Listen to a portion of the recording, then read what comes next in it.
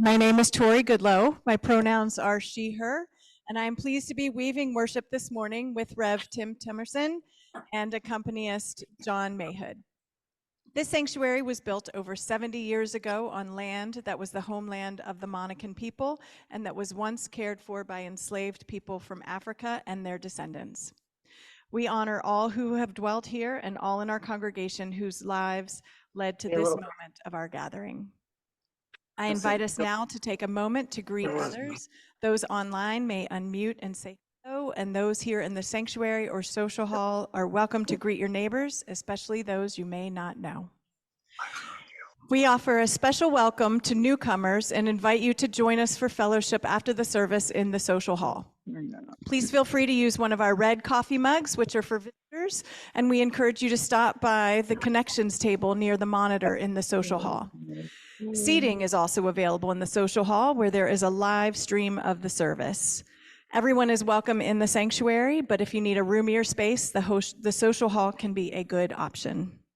Many thanks to all the folks helping us share worship, both here and online, our greeters, ushers, and hospitality and logistics team, and special thanks to our AV tech, Sean Scally, supporting the dual platform, both online and here on Rugby Road. And now we have greetings from board member John Griffith.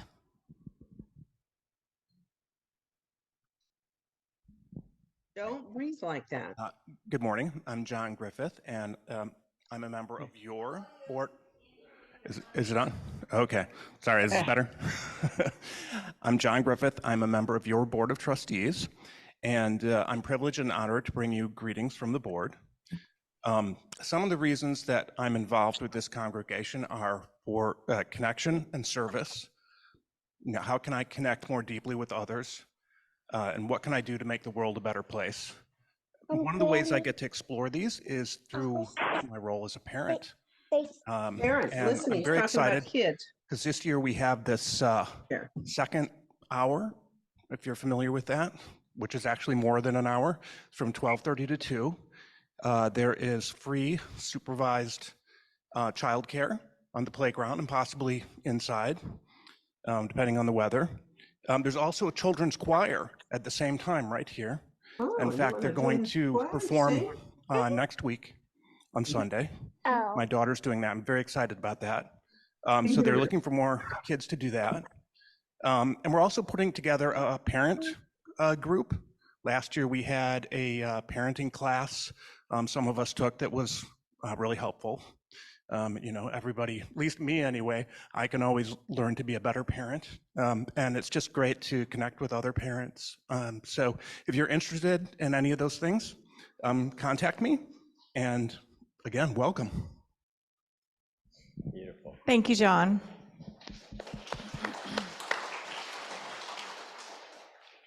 Here are our announcements this morning. Following the service, you're invited to join Rev. Tim here in the sanctuary for a conversation about today's sermon and the proposed changes to Unitarian Universalism's principles and purposes.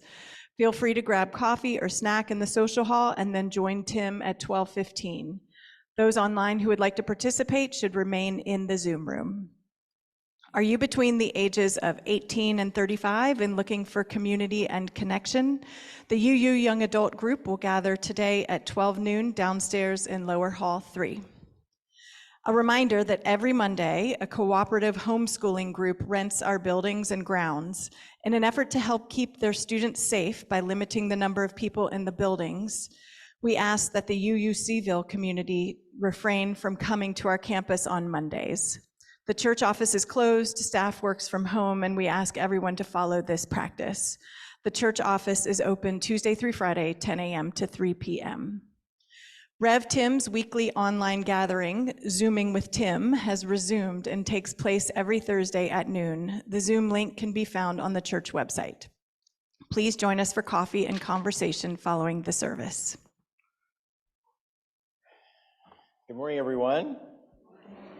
Tori and I would like to begin by sharing these words from my colleague and former seminary professor, Reverend Stephen Kendrick.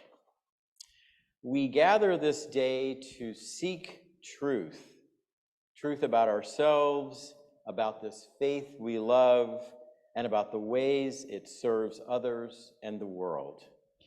We also gather to open ourselves to the ways Unitarian Universalism can better and more joyfully fulfill our potential and our values. We want to know the ways we are bound to one another, as well as religious movements normally beyond our sight and vision. We proclaim that we are open and diverse, yet it is too easy to feel stuck in old paths and stubborn habits that reflect our comfort, not our tradition. We want to answer the call to service to a world that needs our message, our hope, and our revived energy. We are gathered to learn, to unlearn, and to move forward together. Come, let us worship together. As John and June Marrier lights the flame of our chalice this morning, please join me in saying our unison chalice lighting words.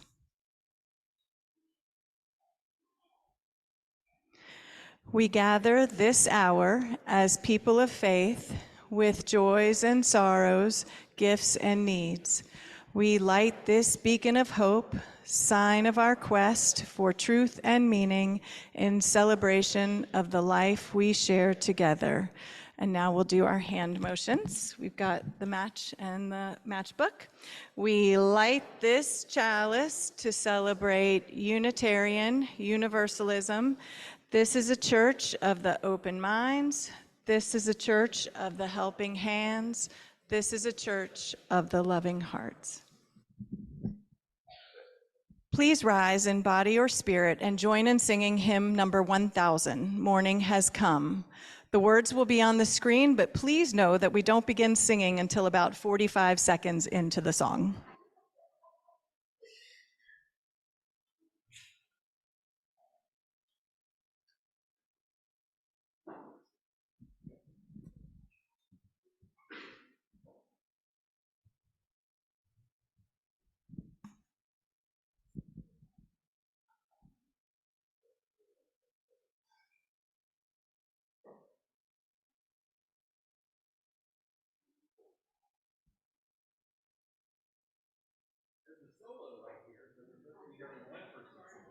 That's okay, John. No problem.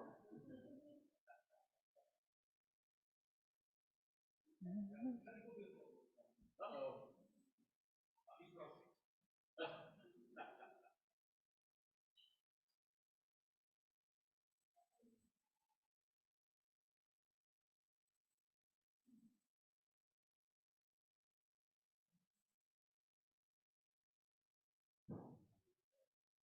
Morning has come,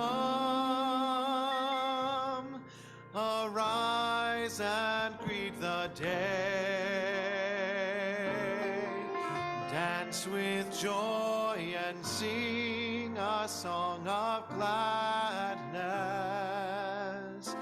The light of hope here shines upon each face. May it bring faith to guide our journey home.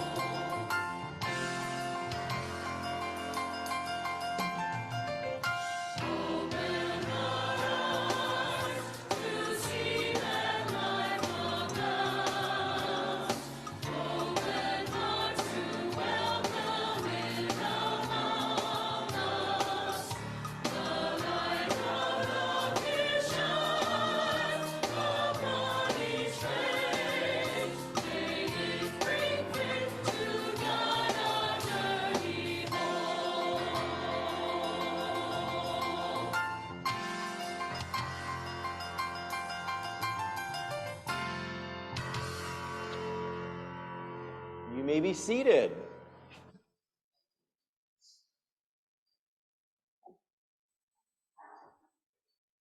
Well, I would now like to invite our kids and our kids at heart to come down and join us on Tori and I on the red carpet.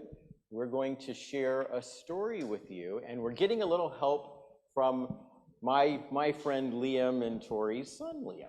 So, all right, so come on down, kids. This is going to be fun. There's even, how should I say this, costumes?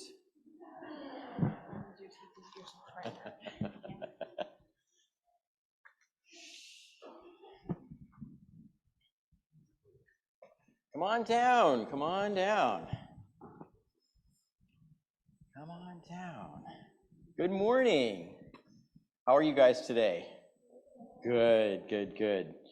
So Tori and I want to share, and Liam and I want to share a story with you called Carl and Cupcake. I'm Carl. I'm Cupcake. But before we do, who here among you has ever heard of something called the Golden Rule? You ever heard of that? What is the Golden Rule? Oh, you've just heard of it, okay. Yes. Do you know what the Golden Rule is?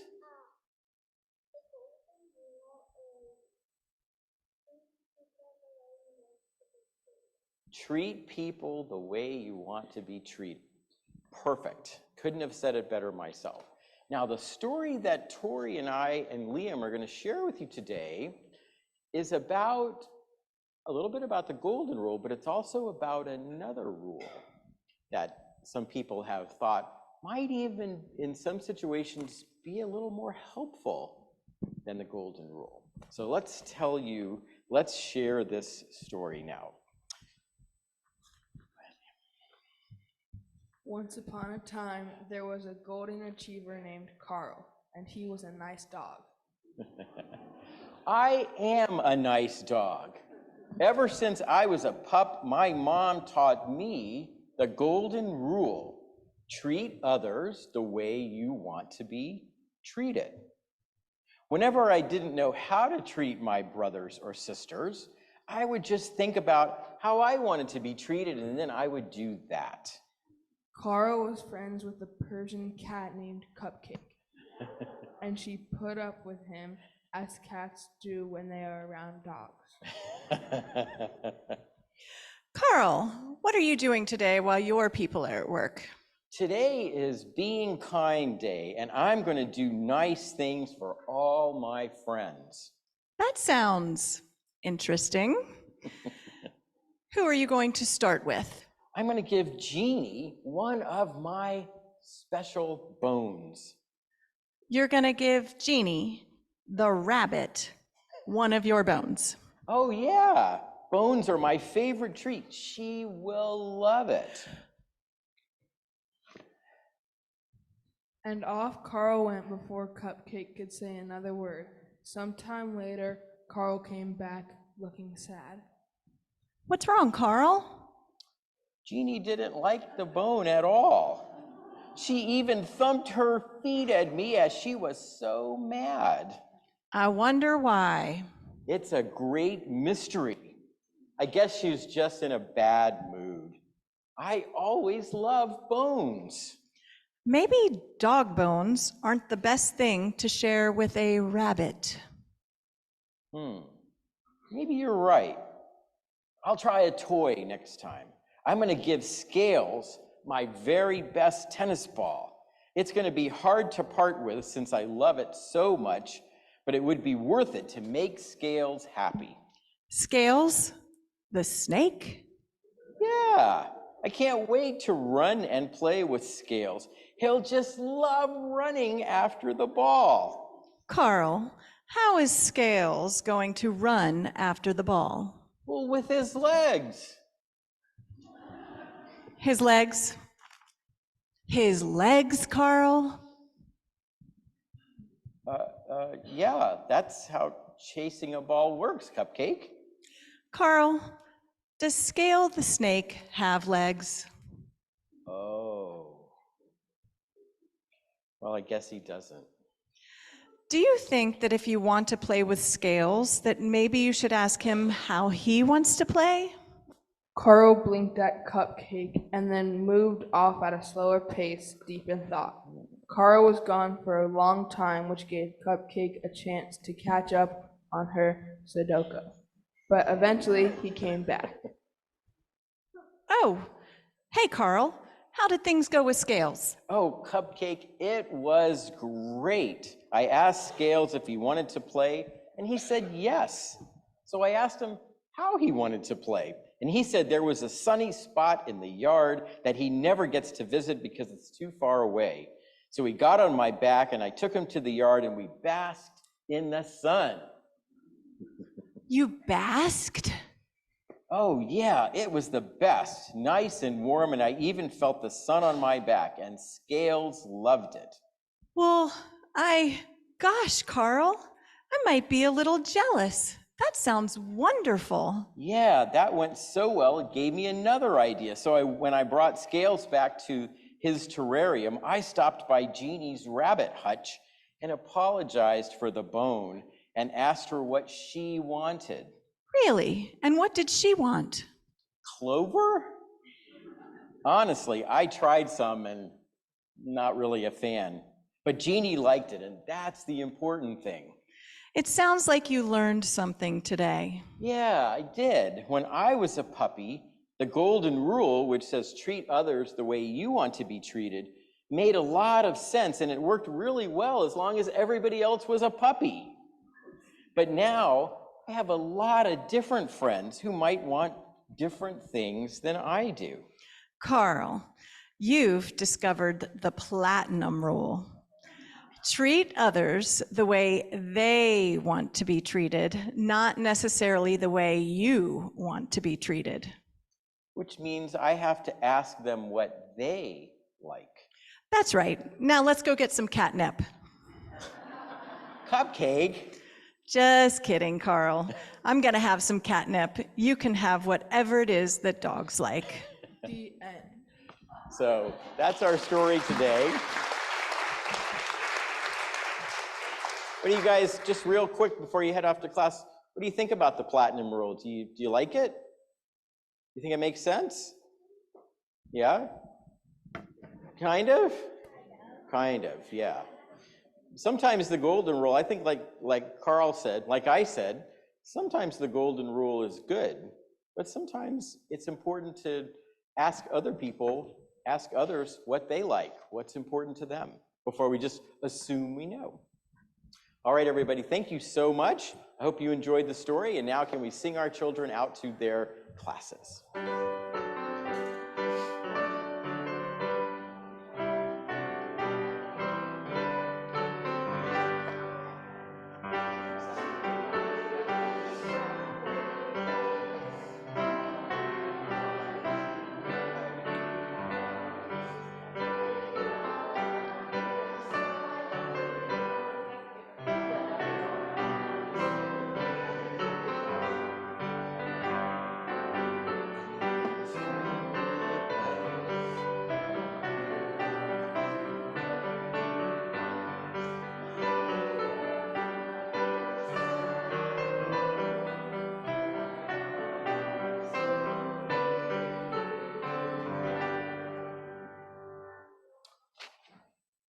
Thank you, Liam. Thank you, Cupcake. Friends, we are an interconnected community that cares for one another. Part of how we embody this care is by making time each week to share the joys and sorrows we hold in our hearts. And I will now share what was submitted before worship this morning. Friends, as we move into our ritual time of joys and sorrows, you are invited to come forward and place a glass stone in the water to represent a joy or sorrow in your life. Our pastoral care team member today is Shirley Paul, and I invite Shirley to come forward. Please know that after the service, for a few minutes, right in the back corner over there, Shirley, here in the sanctuary, Shirley will be available if you're in need of pastoral support or you just need someone to listen for a few minutes. Those online can reach out to the pastoral care team at pastoral@uucharlottesville.org. And now, as we enter this time of sharing, may our time together bring to our lives healing, comfort, and hope.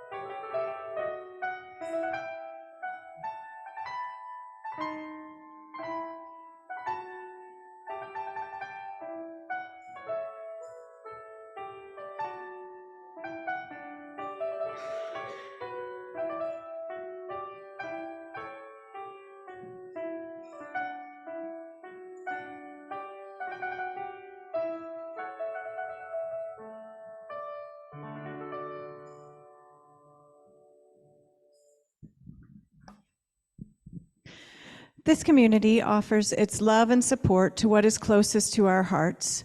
Another way we show our care for one another is in sharing our financial gifts with our community and our congregation.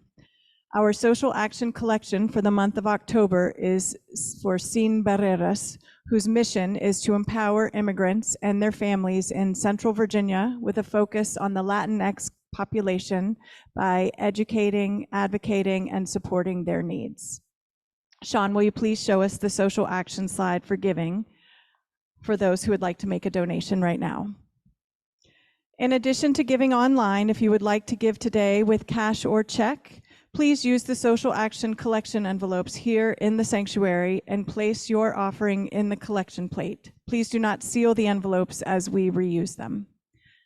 Along with our social action collection, each week we invite everyone into the spiritual practice of generosity by giving to the ministry of our congregation. Through your pledges and with the weekly Sunday morning offering, together, our financial gifts support and sustain our congregation. This is our shared ministry. During the music that follows, you may choose to make your Sunday morning offering by using the text address or going to our website. Here in the sanctuary, you may place cash or checks in the collection plates as they are passed. Let us dedicate all of the many gifts we share with one another by saying, "We accept your gifts with gratitude. May we use them wisely for the highest good."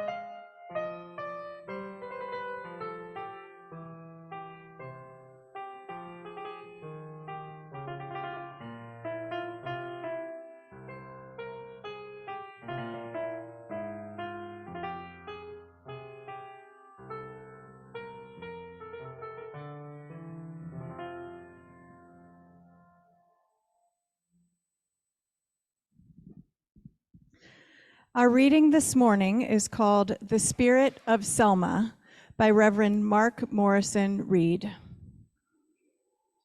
Integration triumphed in Selma in a way that transcended the word's customary and spurious meaning. Genuine integration happens when parts form a new whole.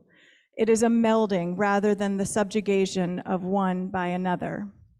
Some UUs achieved that melding during March 1965 when their values and practices meshed, when Black and white stood together at the Selma Wall, sharing in struggle and song, discomfort and celebration, needing one another. For this group of UUs, Selma was memorable because they experienced what it felt like to be whole, rather than experiencing the different aspects of the self as at odds with one another. The barriers of race and class, head and heart were breached. Selma was about being an authentic relationship to one's values, promises, and hopes, and honoring them by committing one's life even unto death. In giving themselves over to that time and its demands, to their conscience and sense of honor, to their faith and what it stood for, to the future and what they all hoped for, they found redemption. Together in Selma, they found that their lives had purpose, and many, perhaps for the first time, felt whole. This was the spirit of Selma. In the midst of turmoil, their values and their lives became congruent.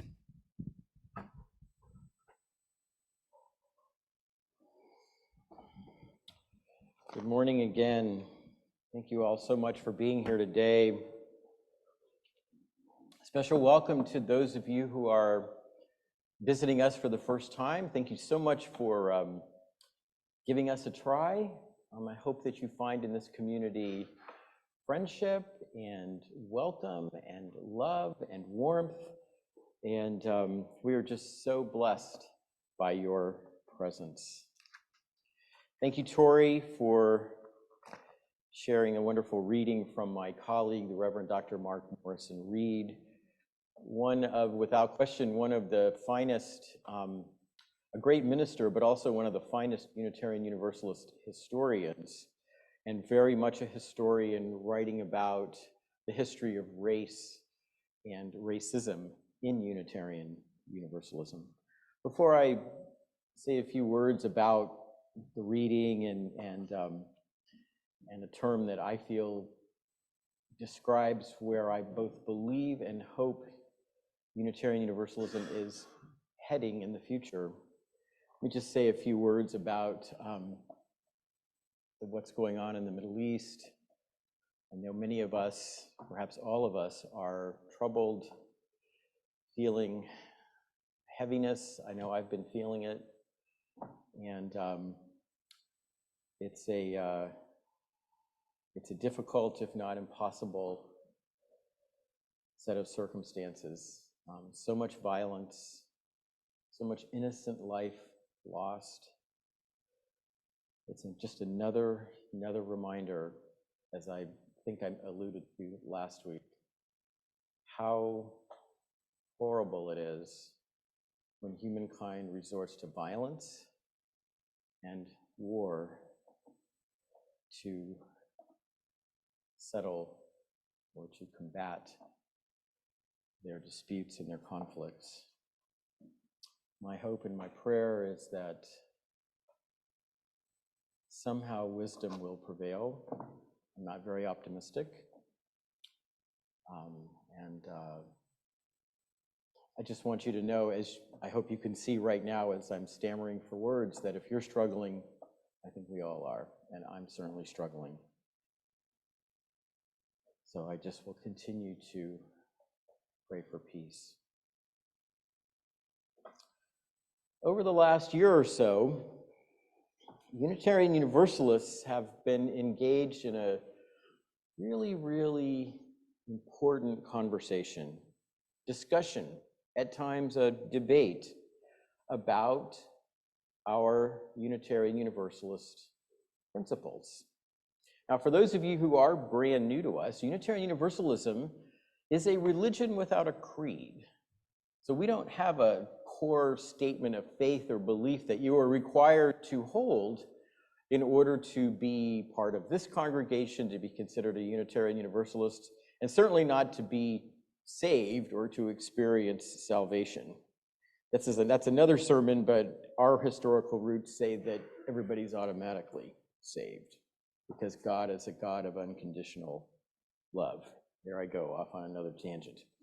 Now, this conversation within Unitarian Universalism is about what's called Article 2 of our denomination, the Unitarian Universalist Association's bylaws. And that's where our principles and purposes, principles that were developed democratically through lots of conversation some decades ago, that's where they live. Now, last Sunday, I shared the story of how the current principles emerged in the late 1970s and especially in the early 1980s, thanks to the courageous and visionary leadership of a group of Unitarian Universalist women who were determined to break down structures of patriarchy and marginalization that centered male leadership and gender-exclusive language. Their determination forever changed Unitarian Universalism, leading not only to our current principles, but also opening the doors of professional ministry to women and enriching our spiritual lives in ways that we today take for granted, including things like lighting a flaming chalice at the beginning of not just our worship services, but almost everything we do in Unitarian Universalism. And also, as you experienced a minute ago, holding space during worship for joys and sorrows.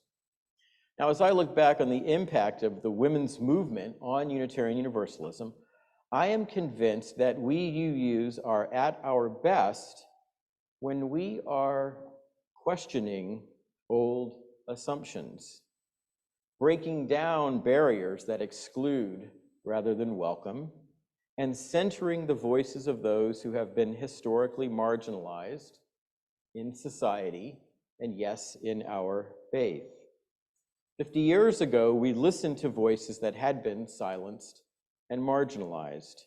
And as we look to the next 50 years, I believe that we are beginning to center and listen to another set of voices, challenging us to tear down cultures and structures of white privilege and white supremacy, so that together we can build a Unitarian Universalism of unconditional love and justice for all people.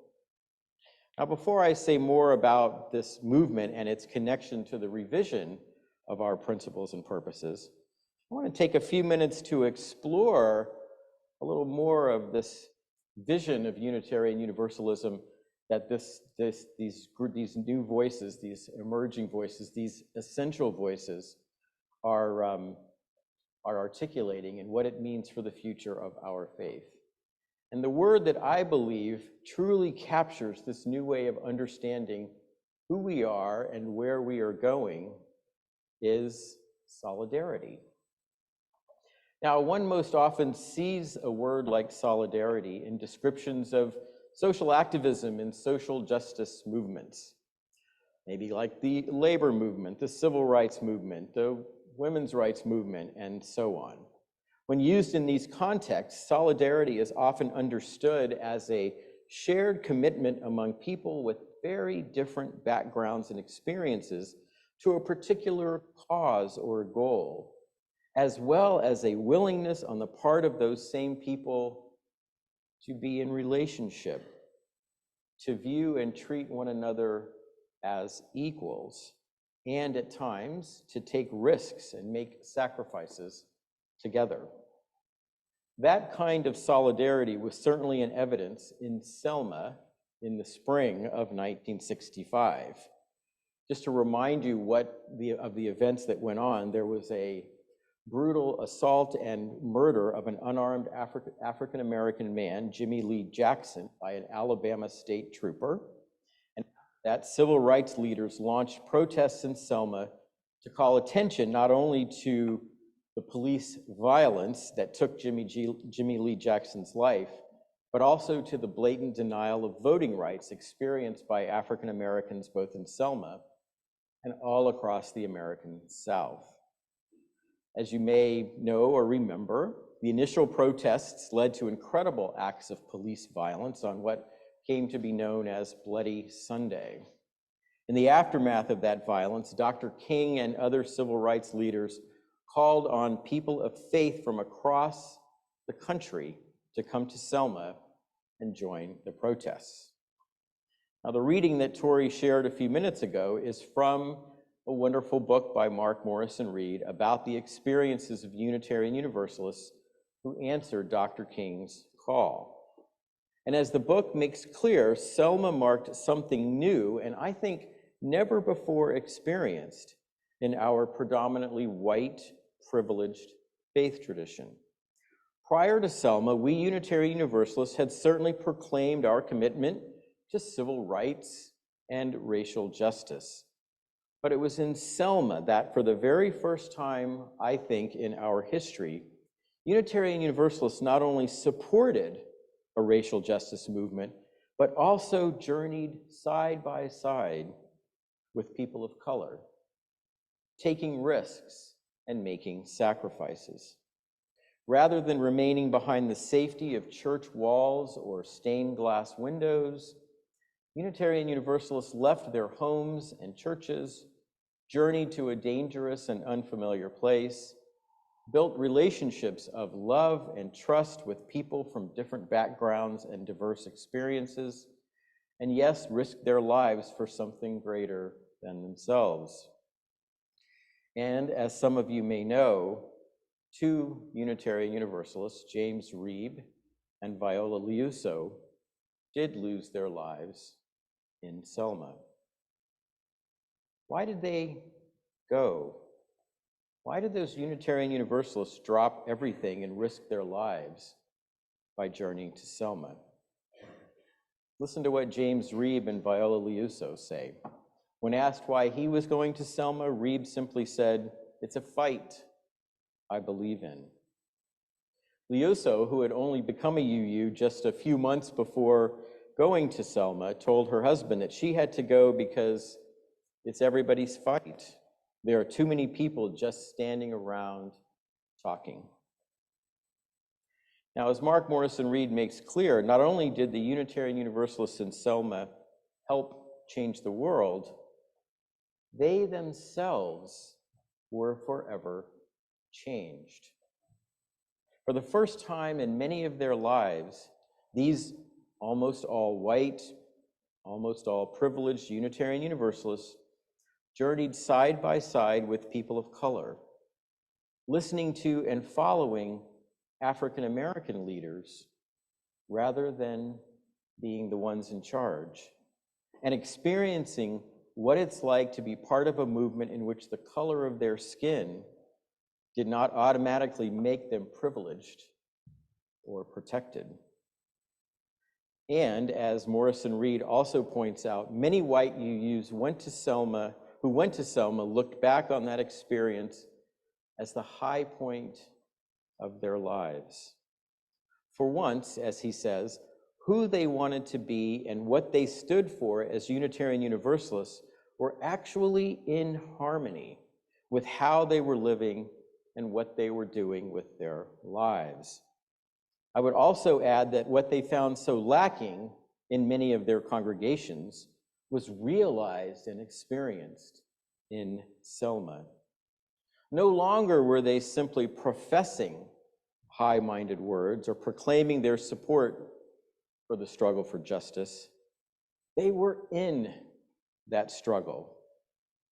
No longer were they seeing people of color as the other who needed to be rescued by the good white progressive people, but rather as leaders, as equals, and as friends. In my view, what Mark Morrison Reed describes as the spirit of Selma was an extraordinary moment, an extraordinary experience of true and genuine solidarity. Now, I wish I could finish this story by telling you that the solidarity so many experienced in Selma became the hallmark of Unitarian Universalism, and that that same spirit found its way back into our congregations. Sadly, that was not the case. Instead, a few short years after Selma, Unitarian Universalism found itself embroiled in what came to be known as the Black Empowerment Controversy. That controversy left many African American Unitarian Universalists wounded and feeling betrayed. I wish I had time to go into all the details of that. That'll probably be another sermon. But Mark Morrison Reed, this great historian, has written another book, and Sean will put that image up on the screen if you're interested in reading about what happened in that important and very unfortunate moment in our history. Let me simply say that we UUs unfortunately failed to build on the spirit of Selma and return to the comfort and familiarity of being a predominantly white privileged denomination that periodically offered those high-minded words, but did far too little to build the kind of relationships, to take the kind of risks, and to experience the kind of transformation that was experienced in Selma. Simply put, I think we missed a historic golden opportunity to become a religion of solidarity. And that is the way things remained in our denomination around issues of race and privilege, I'm sorry to say, for decades. But quite recently, maybe in the last decade or so, something has begun to stir in Unitarian Universalism, something that I can only describe as a movement of solidarity and transformation, and it is this movement that I hope and believe will come to define us in the 21st century. Now, it's important to note that the roots of this movement come from a place within our tradition that I hear echoes of that movement of UU women back in the 1970s and 80s who inspired our current 7 UU principles.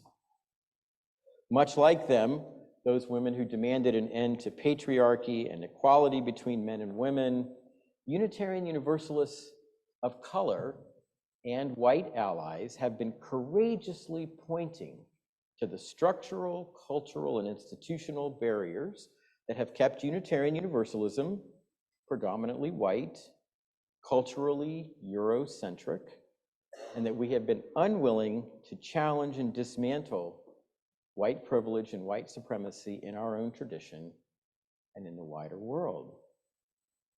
As I said a few minutes ago, what those mostly white and privileged Unitarian Universalists experienced in Selma can be called solidarity because they followed rather than led.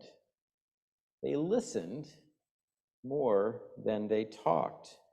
And because they shared, if only for a brief time, in the experience, the struggle, and yes, I would even say in the suffering that those who have been historically relegated to the margins experienced every day.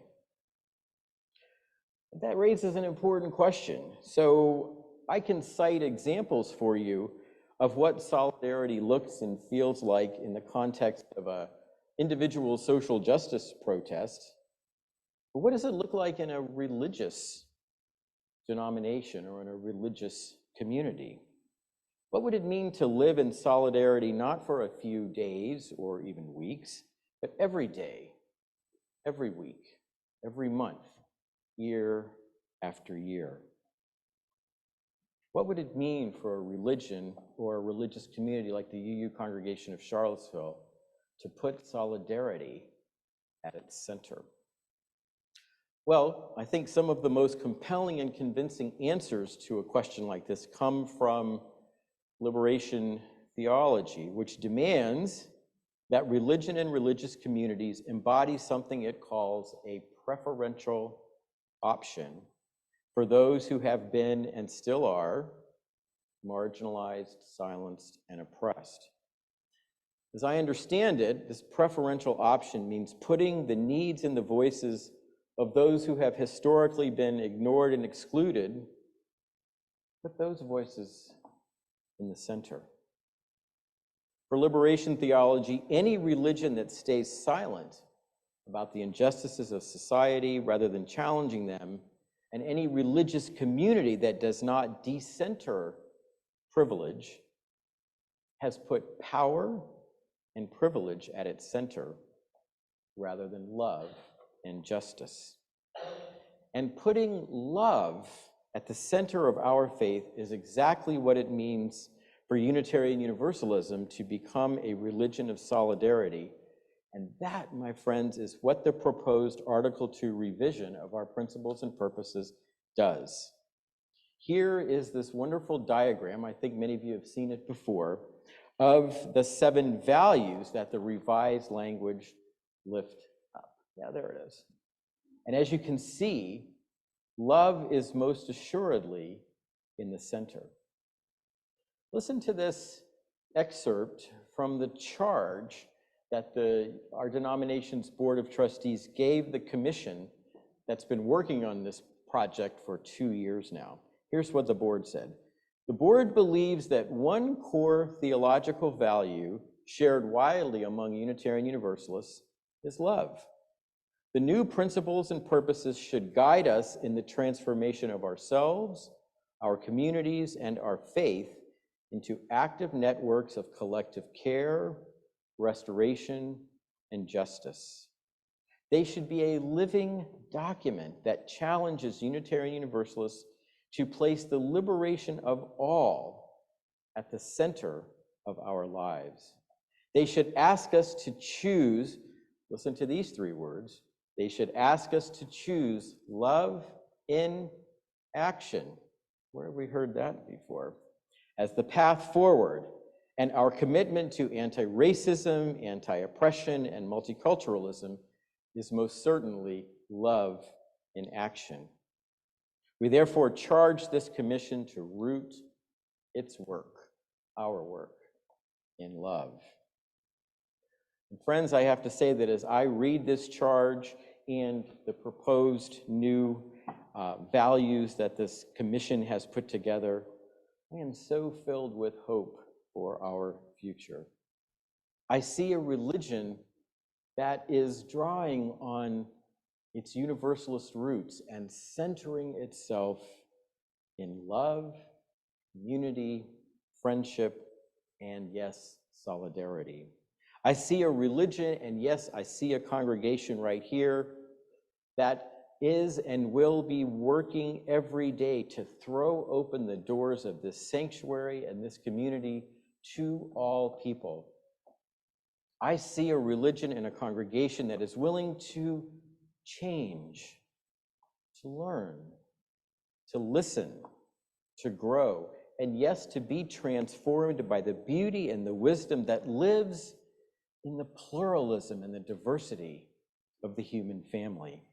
And I see a religion and a congregation in which our shared mission and purpose leads us beyond these walls with courage, but also with humility, with commitment, and also with friendship.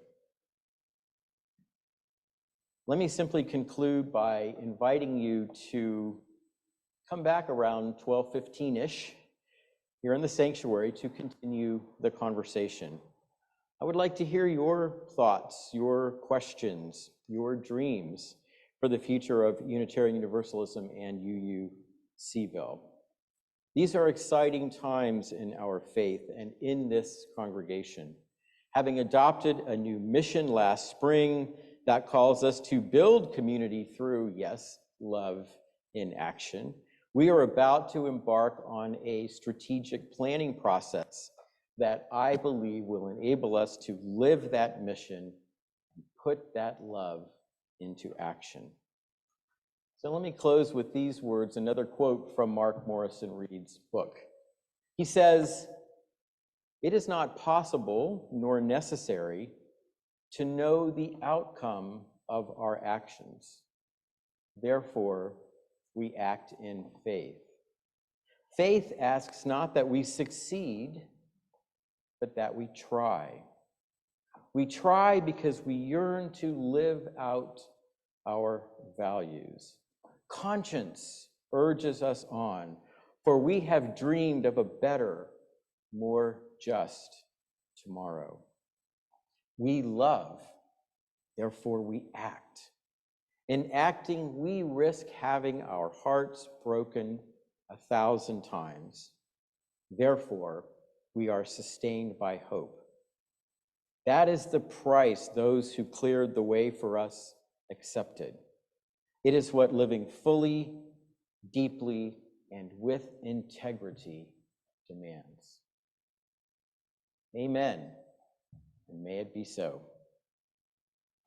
So, friends, I now invite us to rise in body or spirit, and let's join in singing hymn number, I didn't write the number down, was it 368, 3, something like that. It's called Now Let Us Sing.